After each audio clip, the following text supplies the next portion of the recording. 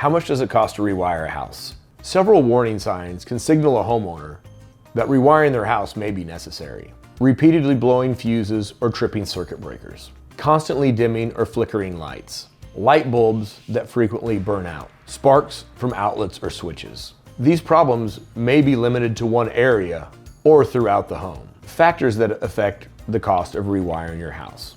The cost to rewire your home will depend on the size of the home, the age of the home, the number of rooms required to be rewired, and the amount of material and labor to complete the job. The cost to rewire your home will be dependent on code requirements and specific wiring methods needed to complete the installation. Smaller homes, say 1,000 to 1,500 square feet, can range in price from $10,000 to $20,000. For a larger home, say 3,000 square foot or more, it could easily range from $25,000 to $40,000, depending on the requirements.